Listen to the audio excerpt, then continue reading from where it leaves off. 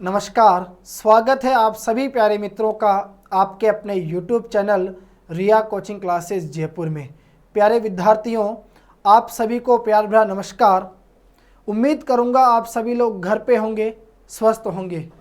तो देखिए दोस्तों, आज से हम लोग शुरुआत करने जा रहे हैं हमारे विज्ञान विषय के एक इम्पोर्टेंट पार्ट फिजिक्स यानी भौतिक विज्ञान की। दोस्तों, जानकारी के लिए मैं आप सभी को बता दूं, आज से जो हम भौतिक विज्ञान की कक्षाएं प्रारंभ करने जा रहे हैं, यह सभी प्रतियोगी परीक्षाओं के लिए है। कोई सी भी प्रतियोगी परीक्षा हो दोस्तों, यदि उसके सिलेबस में साइंस है और आपको भौतिक विज्ञान देखने को मिलती है तो निश्चित ही यह आप सभी के लिए लाभदायक होगी। आज से हम लोग भौतिक विज्ञान की जो कक्षाएं हैं दोस्तों, वो नियमित समय पर प्रतिदिन आप सभी को उपलब्ध करवाते रहेंगे। और दोस्तों ध्यान रखना, यह जो कक्षाएं हैं यह आप सभी के लिए बेहद इंपॉर्टेंट है। यहाँ मैं आपको कंप्लीट फिजिक्स की तैयारी करवाऊंगा, ये मेरा आपसे वादा है। तो चलिए हम लोग शुरुआत करते हैं दोस्तों आज के हमारे नए सेशन की एक मोटिवेशनल क्वेट के साथ में। और आप सभी लोग जानते हैं दोस्तों, आपने सुना होगा कि लोग कहा करते हैं, लोग कहते हैं दोस्तों कि ईश्वर का दिया हुआ कभी अल्प नहीं होता है। यानी ईश्वर जो भी चीज़ हमें देता है दोस्तों, वह कभी भी हमारे लिए कम नहीं होती है। तो ईश्वर का दिया हुआ कभी अल्प नहीं होता है, जो टूट जाए वो संकल्प नहीं होता। हार को लक्ष्य से दूर ही रखना मेरे दोस्त, क्योंकि जीत का कोई विकल्प नहीं होता। तो चलिए दोस्तों, हम लोग शुरुआत करते हैं आज से फिजिक्स यानी भौतिक विज्ञान की। देखिए दोस्तों, आज से जो हम लोग साइंस प्रारंभ कर रहे हैं उसे बिल्कुल जीरो लेवल से स्टार्ट करेंगे, ठीक है। और आगे तक हम लोग इसको कंप्लीट हम लोग क्या करेंगे दोस्तों, इसको पढ़ेंगे। तो देखिए, सबसे पहले दोस्तों हम लोग शुरुआत करेंगे आज के हमारे सेशन की विज्ञान। देखिए, ये होगी दोस्तों हमारी साइंस।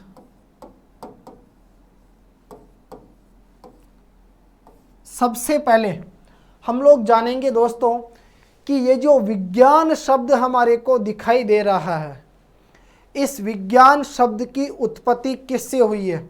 जल्दी से आप लोग मुझे बताइए दोस्तों, यदि आपको मालूम है तो आप लोग मुझे बताओ कि ये जो विज्ञान शब्द है दोस्तों, इस विज्ञान शब्द की उत्पत्ति बताइए कौन से शब्द से हुई है। तो ध्यान रखना, विज्ञान शब्द की जो उत्पत्ति है दोस्तों,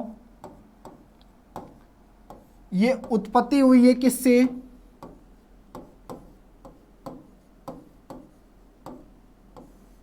सिंटिया से, ठीक है। सबसे पहली चीज, विज्ञान शब्द की जो उत्पत्ति है दोस्तों वो किससे हुई है, सिंटिया से। और ये जो सिंटिया है दोस्तों, ये याद रखना क्या है, एक लैटिन शब्द है। सिंटिया क्या है, एक लैटिन शब्द है। सिंटिया का अर्थ ध्यान रखना प्यारे मित्रों, ये जो सिंटिया आपको दिखाई दे रहा है, इसका यदि अर्थ हम लोग देखें तो अर्थ होता है दोस्तों ज्ञान। और ज्ञान का मतलब क्या हो गया, हम लोग कह सकते हैं जानना।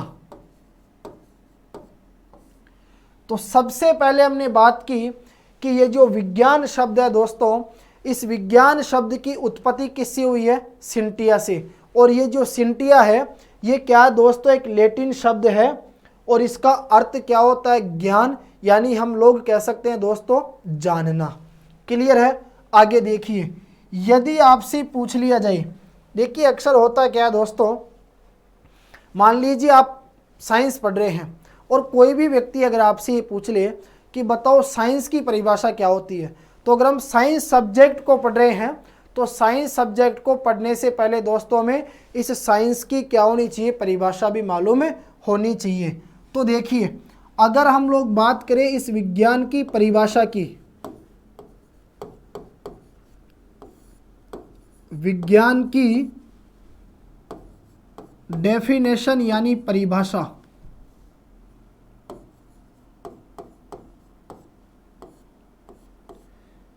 देखिए दोस्तों, अगर हम लोग विज्ञान की परिभाषा देखें तो सिंपली चीज़ आपको ध्यान रखनी है कि हमारे आसपास के भौतिक परिवेश में, दोस्तों ये जो हमारा आसपास का भौतिक परिवेश है, इस भौतिक परिवेश में जो कुछ भी घटित हो रहा है, जो कुछ भी घटित हो रहा है उसका सुव्यवस्थित, यानी हम लोग कह सकते हैं कि सुव्यवस्थित रूप से यानी क्रमबद्ध रूप से जो अध्ययन होता है दोस्तों, वही क्या कहलाता है, विज्ञान कहलाता है। तो ये सिंपल सी आपको परिभाषा ध्यान में रखनी है कि हमारे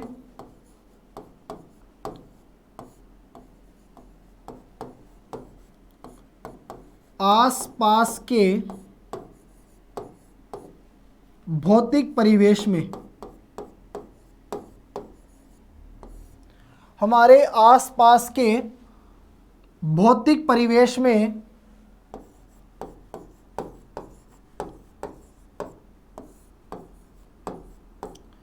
जो कुछ भी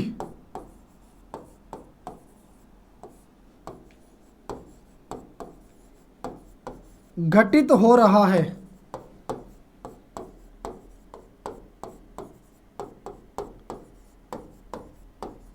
उसका क्रमबद्ध,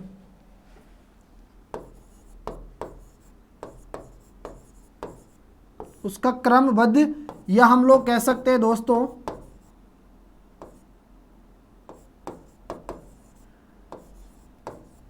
जो व्यवस्थित अध्ययन होता है,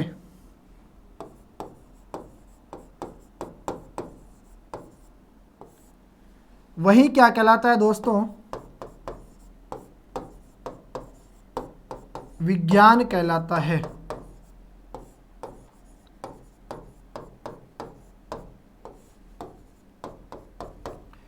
तो ध्यान रखना, सिंपल सी हमने परिभाषा सीखी कि हमारे आसपास के भौतिक परिवेश में जो कुछ भी घटित हो रहा है उसका क्रमबद्ध यानी व्यवस्थित जो अध्ययन होता है दोस्तों, ज्ञान होता है, उसे ही क्या कहा जाता है, विज्ञान कहा जाता है। चलिए अब हम लोग बात करेंगे दोस्तों विज्ञान की शाखाओं को लेकर। ध्यान रखना प्यारे मित्रों, विज्ञान की अगर हम लोग शाखाएं देखें तो आप लोग याद रखना विज्ञान की दो शाखा होती है, ठीक है।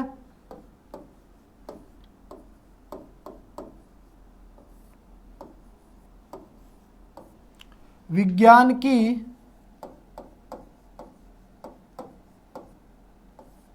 शाखाएं, देखिए दोस्तों विज्ञान की कितनी शाखाएं होती है, याद रखना विज्ञान की दो शाखाएं होती है। और ये दो शाखाएं कौन कौन सी होती है दोस्तों, तो एक हमारे पास आता है नेचुरल साइंस यानी प्राकृतिक विज्ञान। सबसे पहला कौन सा आता है दोस्तों, प्राकृतिक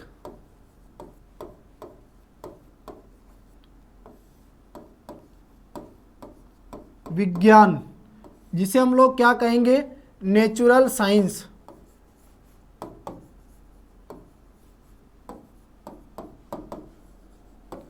और एक आता है दोस्तों हमारे पास भौतिकीय विज्ञान।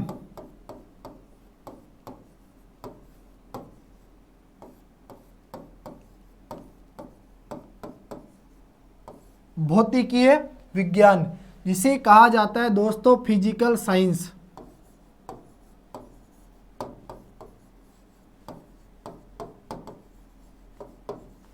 तो याद रखना प्यारे मित्रों, विज्ञान की कितनी शाखाएं होती है, विज्ञान की दो शाखाएं होती है। एक होती है दोस्तों प्राकृतिक विज्ञान और एक होती है कौन सी, भौतिकीय विज्ञान। चलिए ये जो दोस्तों प्राकृतिक विज्ञान आपको दिखाई दे रहा है, इस प्राकृतिक विज्ञान की भी याद रखना कितनी शाखाएं होती है, दो शाखाएं होती है दोस्तों। एक आपके पास आती है जंतु विज्ञान, जिसे हम लोग क्या कहते हैं दोस्तों, जूलॉजी। और एक आता है दोस्तों हमारे पास वनस्पति विज्ञान। वनस्पति विज्ञान, जिसे क्या कहा जाता है, बॉटनी। आगे देखिए, तो प्राकृतिक विज्ञान जो है दोस्तों वो दो प्रकार का होता है।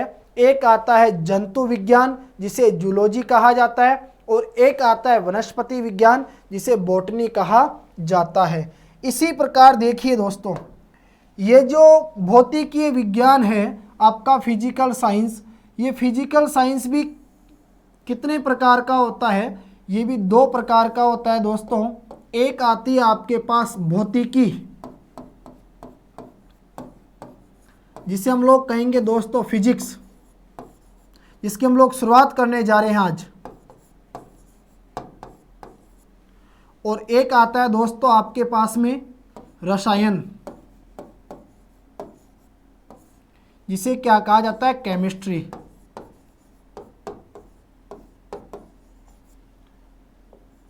तो इस प्रकार याद रखना, ये जो भौतिकीय विज्ञान है यानी फिजिकल साइंस, इसकी भी दोस्तों कितनी शाखाएं होती है, दो शाखाएं होती है। एक आती है भौतिकी, जिसे हम लोग फिजिक्स कहते हैं, और एक आती है दोस्तों रसायन, जिसे क्या कहा जाता है, केमिस्ट्री कहा जाता है। चलिए तो हम लोग शुरुआत करते हैं दोस्तों सबसे पहले किसकी, भौतिकी यानी फिजिक्स।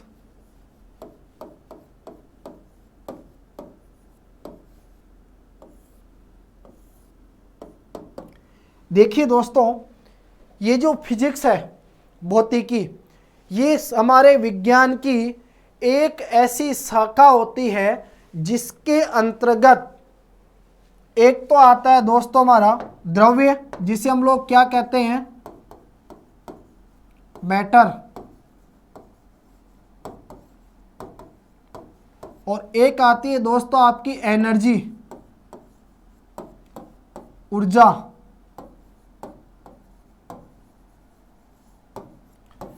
तो याद रखना, विज्ञान की ऐसी शाखा जिसके अंतर्गत एक तो आ गया आपका द्रव्य और ऊर्जा, या हम लोग कह सकते हैं इनसे संबंधित क्रियाओं का क्या किया जाता है दोस्तों, अध्ययन किया जाता है, उसे ही क्या कहा जाता है, भौतिकी कहा जाता है। यदि मैं आपसे प्रश्न पूछूं कि बताइए विज्ञान की वह कौन सी शाखा है जिसके अंतर्गत द्रव्य और ऊर्जा से संबंधित क्रियाओं का क्या किया जाता है, अध्ययन किया जाता है, तो आपका आंसर होगा दोस्तों वह है भौतिकी।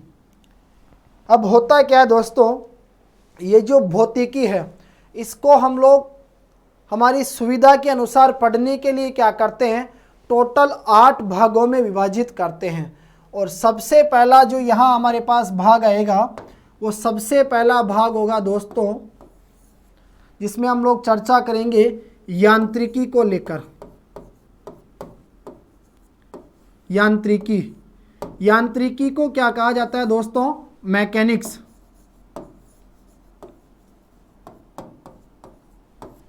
यांत्रिकी क्या होती है दोस्तों, मैकेनिक्स। देखिए सबसे पहले जो आज का हमारा टॉपिक होगा, जिस टॉपिक की हम लोग शुरुआत करने जा रहे हैं, वो टॉपिक रहेगा दोस्तों हमारा मापन। बताइए कौन से टॉपिक की शुरुआत करने जा रहे हैं हम दोस्तों, मापन की। चलिए हम लोग शुरुआत करते हैं आज के हमारे नए टॉपिक मापन की। तो मापन को पढ़ने के लिए दोस्तों सबसे पहले हमें जानना होगा किसके बारे में, क्वांटिटी के बारे में, कि राशि क्या होती है। तो देखिए सबसे पहले आप लोग क्या पढ़ोगे दोस्तों, राशि। और राशि को क्या कहा जाता है प्यारे मित्रों, क्वांटिटी।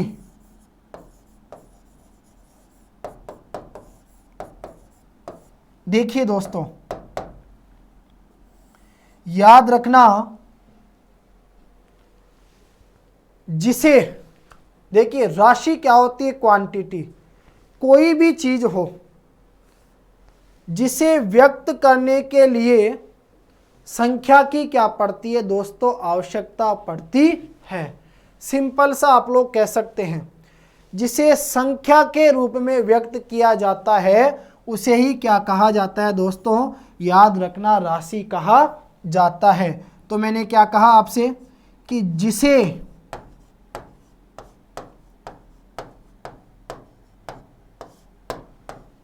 जिसे संख्या के रूप में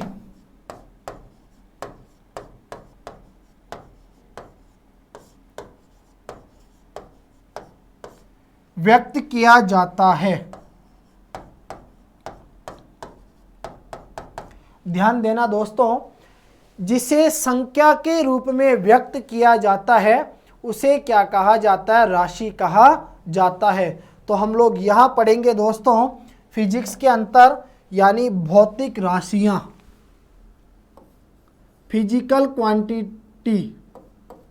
क्या पढ़ेंगे दोस्तों हम? भौतिक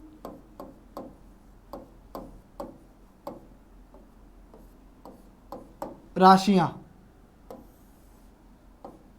देखिए दोस्तों, अगर हम बात करें भौतिक राशियों की डेफिनेशन यानी किसको लेकर, परिभाषा को लेकर, तो आप लोग ध्यान रखना दोस्तों, भौतिकी के ऐसे नियम जिन्हें राशियों के पदों में व्यक्त किया जाता है वही क्या कहलाती है? भौतिक राशियां कहलाती है। तो सिंपल सा याद रखना प्यारे दोस्तों कि भौतिकी के ऐसे नियम जिन्हें राशियों के पदों में क्या किया जाता है? व्यक्त किया जाता है, वही क्या कहलाती है दोस्तों?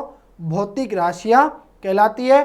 और ये जो भौतिक राशियां हैं, ये भौतिक राशियां प्यारे मित्रों कितने प्रकार की होती है? तो याद रखना, भौतिक राशियां जो है दोस्तों ये दो प्रकार की होती है। एक आती है हमारे पास कौन सी? अदिश राशि,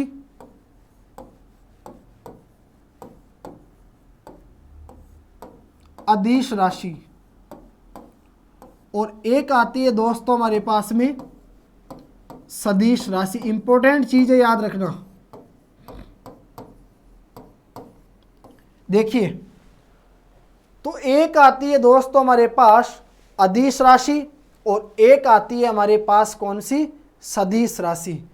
सबसे पहले हम बात करेंगे किसको लेकर? अदिश राशियों को लेकर। ध्यान रखना दोस्तों, ऐसी राशियां जिन्हें व्यक्त करने के लिए केवल और केवल परिमाण की आवश्यकता पड़ती है, दिशा की आवश्यकता नहीं पड़ती है, वो सभी भौतिक राशियां क्या कहलाती है दोस्तों? अदिश राशियां कहलाती है। अगर हम लोग परिभाषा की बात करें तो आप लोग नोट कीजिए कि ऐसी भौतिक राशियां जिन्हें व्यक्त करने के लिए केवल किसकी आवश्यकता पड़ती है? परिमाण की आवश्यकता पड़ती है, दिशा की आवश्यकता नहीं पड़ती है, वो सभी भौतिक राशियां क्या कहलाती है दोस्तों? अदिश राशियां कहलाती है। यदि हम अदिश राशियों के एग्जाम्पल की बात करें कि कौन कौन सी राशियां हैं जो अदिश होती है, तो जैसे हम लोग कह सकते हैं, एक तो आ गया दोस्तों हमारा द्रव्यमान। द्रव्यमान ऐसी राशि होती है दोस्तों जिसे प्रदर्शित करने के लिए यानी व्यक्त करने के लिए केवल परिमाण की आवश्यकता पड़ती है, दिशा की आवश्यकता नहीं पड़ती है। आगे देखिए, द्रव्यमान एक हम लोग कह सकते हैं दोस्तों जैसे समय।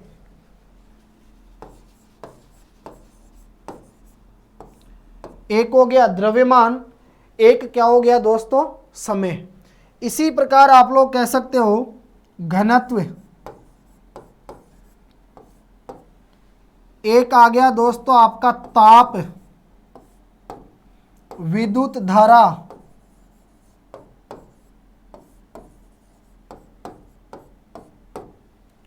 एक आप लोग कह सकते हैं कार्य, एक आ गई दोस्तों आपकी चाल,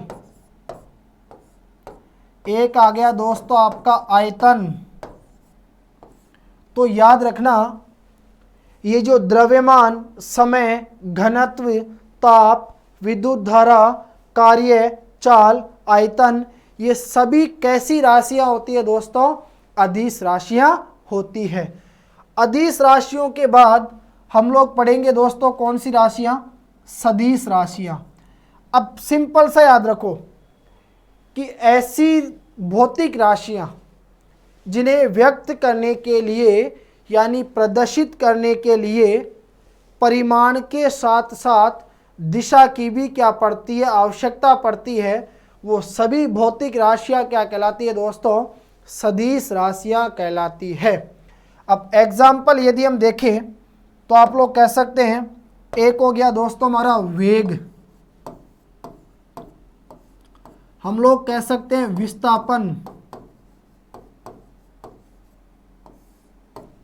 बल, बलागुण, एक आ जाएगा आपका त्वरण, कोणीय वेग,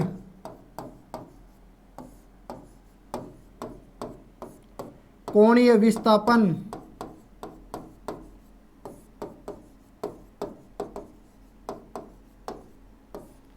आप लोग कह सकते हैं रेखीय संवेग,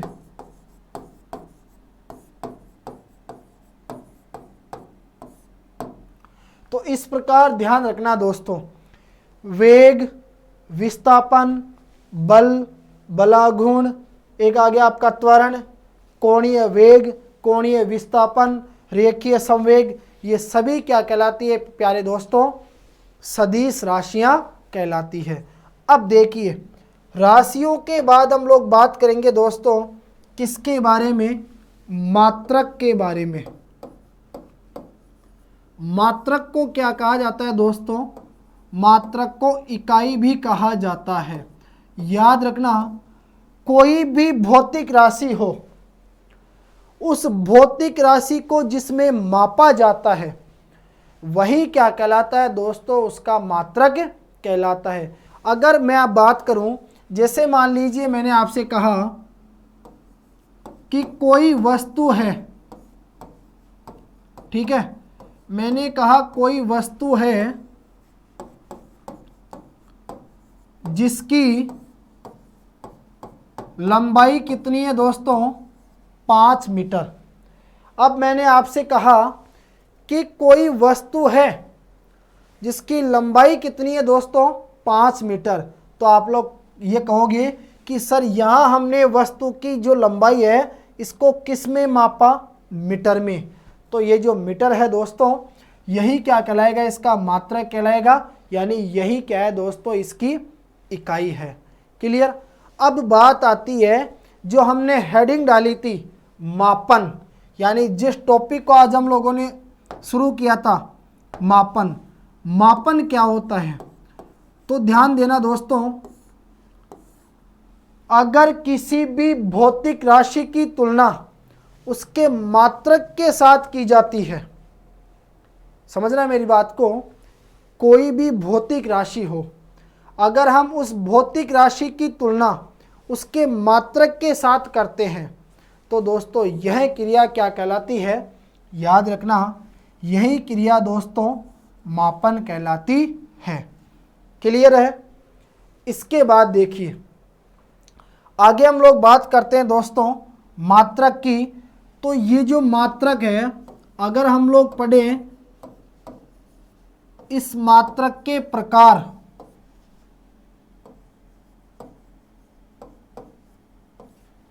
देखिए दोस्तों, अगर हम मात्रक का वर्गीकरण करते हैं तो ये जो मात्रक है ये कितने प्रकार के होते हैं दोस्तों, 2 प्रकार के होते हैं। 2 प्रकार के कौन कौन से होते हैं, एक तो आता है आपके पास में मूल मात्रक, मूल मात्रक, और एक आता है दोस्तों हमारे पास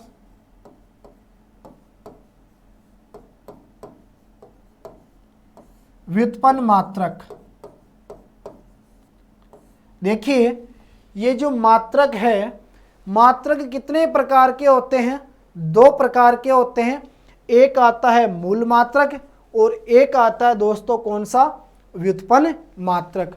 अगर हम लोग बात करें मूल मात्रक की तो ध्यान देना, ऐसे मात्रक जो क्या होते हैं दोस्तों, अन्य मात्रकों से स्वतंत्र होते हैं, या हम लोग कह सकते हैं कि ऐसी भौतिक राशियां जिनका मापन करने के लिए ऐसे मात्रक की आवश्यकता पड़े जो अन्य मात्रकों से क्या हो, स्वतंत्र हो, क्या कहलाते हैं, मूल मात्रक कहलाते हैं। जैसे आप लोग कह सकते हैं कि लंबाई, द्रव्यमान और समय के जो मात्रक है वो कौन कौन से होते हैं दोस्तों, मीटर, किलोग्राम और सेकंड। ये क्या है दोस्तों, मूल मात्रक है। लंबाई का मूल मात्रक क्या होता है, मीटर। भार यानी द्रव्यमान का मूल मात्रक क्या होता है, किलोग्राम। इसी प्रकार समय का मूल मात्रक क्या होता है दोस्तों, सेकंड होता है। लेकिन अगर हम लोग बात करें किसकी, व्युत्पन्न मात्रक की, तो ऐसी भौतिक राशियां जिनका मापन 2 या 2 से अधिक मूल राशियों में किया जाता है वो सभी क्या कहलाते हैं दोस्तों, व्युत्पन्न मात्रक कहलाते हैं। यह स्वतंत्र मात्रक नहीं होते हैं। जैसे आप लोग कह सकते हैं कि बल, दाब और कार्य के मात्रक। ध्यान रखना, बल, दाब और कार्य के जो मात्रक है, जैसे बल का मात्रक क्या होता है दोस्तों, न्यूटन। दाब का मात्रक क्या होता है, पास्कल। और समय का मात्रक क्या होता है, जूल। ठीक है, तो ये जो मात्रक आपको दिखाई दे रहे हैं दोस्तों, ये क्या कहलाते हैं, हमारे व्युत्पन्न मात्रक कहलाते हैं। क्लियर। आगे देखिए, मात्रक के बाद में हमारे पास आता है दोस्तों मात्रकों की, हम लोग अब क्या पढ़ेंगे दोस्तों कि इनकी कौन कौन सी पद्धतियां होती है। ठीक है, तो मात्रक के प्रकार के बाद में आता है दोस्तों मात्रक पद्धतियां।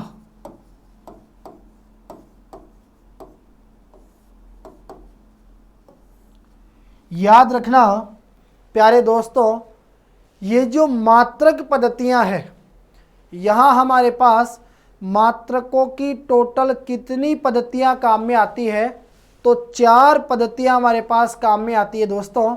सबसे पहली जो पद्धति है वो आपके पास आती है कौन सी, MKS पद्धति। या देखिए, सबसे पहले हम लोग बात करेंगे दोस्तों कौन सी पद्धति के बारे में, CGS पद्धति की अगर हम लोग बात करें दोस्तों, तो ये जो CGS पद्धति है इसे क्या कहा जाता है, इसे मीट्रिक पद्धति भी कहा जाता है। क्या कहा जाता है दोस्तों, इसको मीट्रिक पद्धति भी कहा जाता है। ध्यान रखना।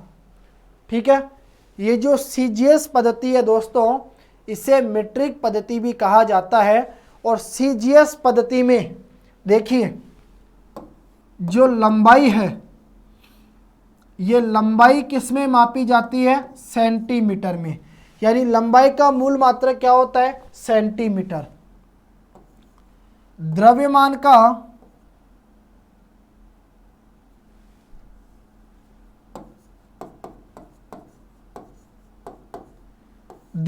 का मूल मात्रक क्या होता है दोस्तों, ग्राम।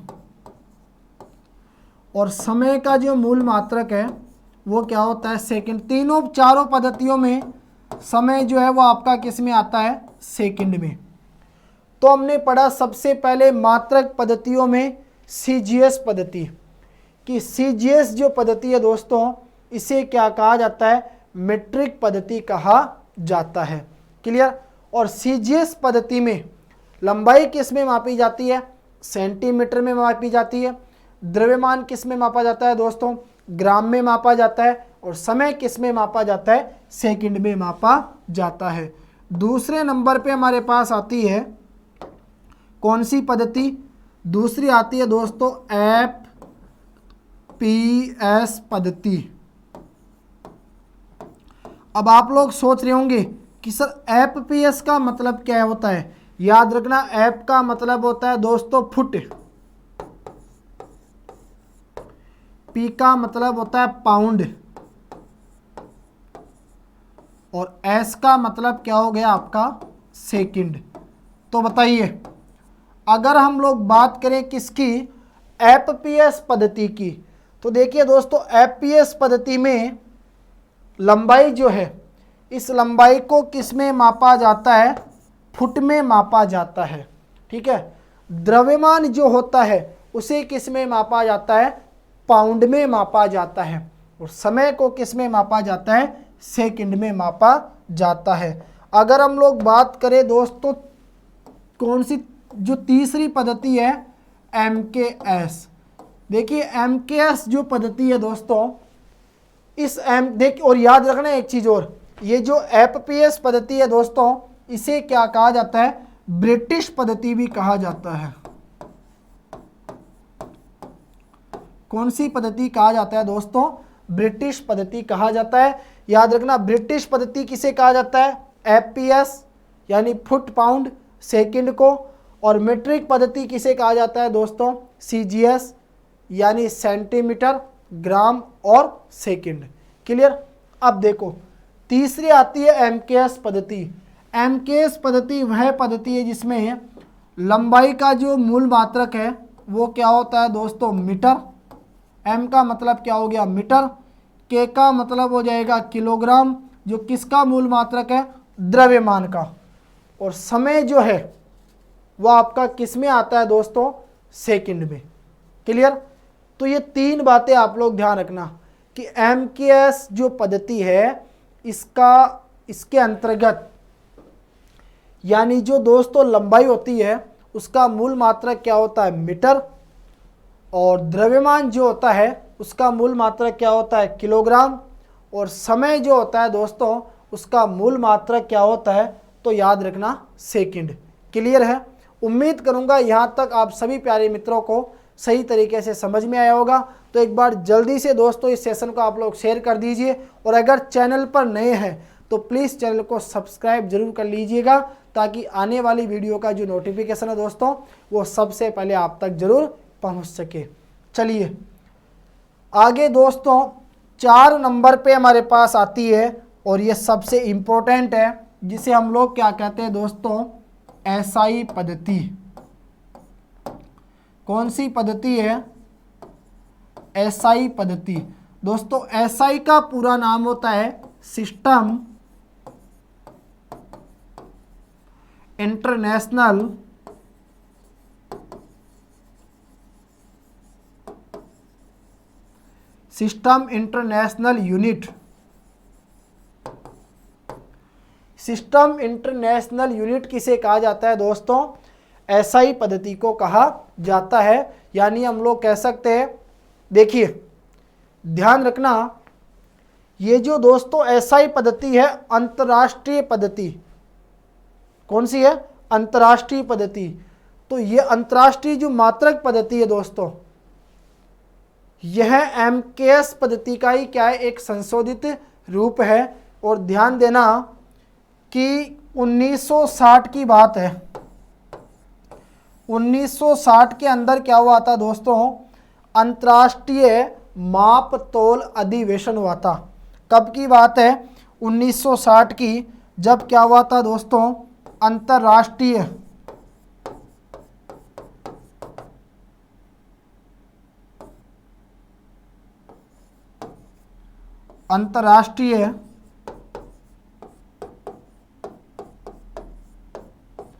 माप तोल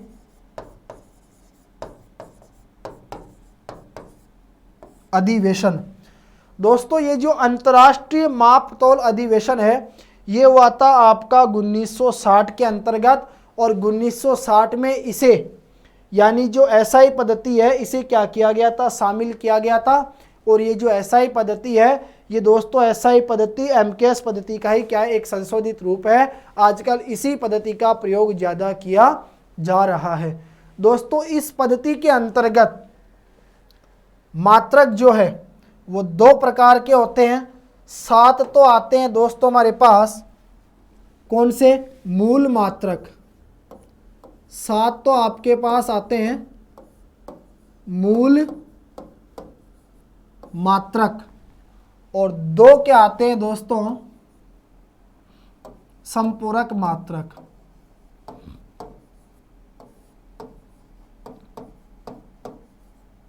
देखिए एक एक को हम लोग ध्यान से पढ़ेंगे। सबसे पहले तो हम लोग जानेंगे कि सात मूल मात्रक कौन कौन से होते हैं। सबसे पहला आता है दोस्तों लंबाई, ठीक है। दूसरा आता है द्रव्यमान, समय, एक आ गया ताप, एक आ गई दोस्तों आपकी विद्युत धारा, एक आ जाएगी ज्योति तीव्रता, और एक आता है दोस्तों आपका पदार्थ की मात्रा।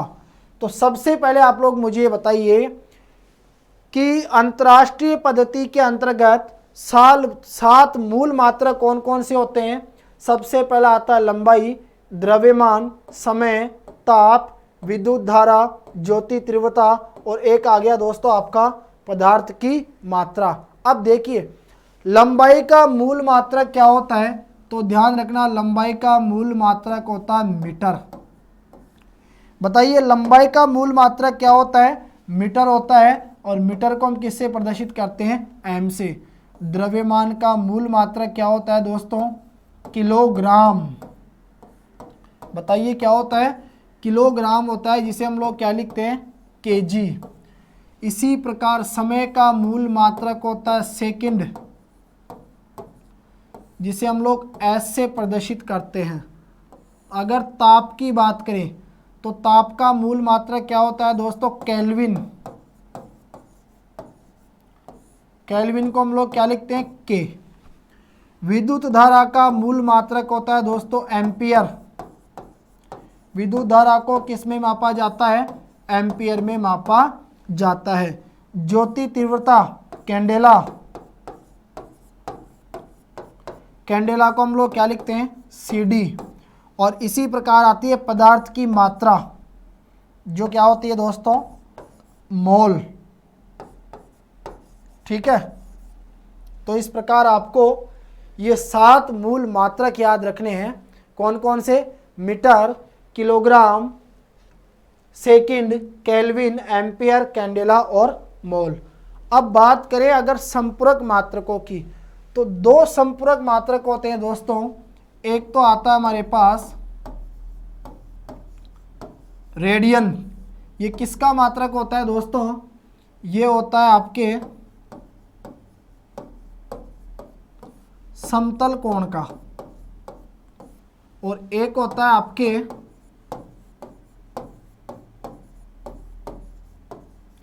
स्टेरेडियन। स्टेरेडियन किसका होता है दोस्तों, ठोस कोण का। तो दो संपूरक मात्रक है, रेडियन और स्टेरेडियन। इंपॉर्टेंट बात आपको सीखनी है कि रेडियन का मतलब क्या होता है। देखिए यह है आपके लिए सीखने लायक इंपॉर्टेंट बात। देखिए दोस्तों, अगर हम लोग बात करें किसकी, रेडियन की, जैसे मान के चलिए ये कोई हमारे पास एक वर्त है, ये वर्त है दोस्तों, और ये क्या है, इसके ठीक बीच में वर्त का केंद्र। अब आप सभी को मालूम है कि ये वर्त है और इस वर्त के ठीक बीच में आ गया वर्त का केंद्र, और ये वर्त की परिधि के ऊपर स्थित मैंने क्या लिया दोस्तों, कोई बिंदु। अब आप सभी जानते हैं और बचपन से पढ़ते आ रहे हैं कि सर वर्त के केंद्र को, मान लीजिए वर्त का केंद्र O है, वर्त का केंद्र क्या है, A। वर्त के केंद्र को वर्त के परिधि के साथ मिलाने वाली जो रेखा है ये क्या कहलाती है, वर्त की त्रिज्या कहलाती है। ठीक है, और आपको पता है ये जो वर्त की त्रिज्या है दोस्तों, ये केंद्र के चारों तरफ क्या होती है, बराबर होती है। तो बताइए ये भी क्या हो जाएगी, वृत्त की त्रिज्या।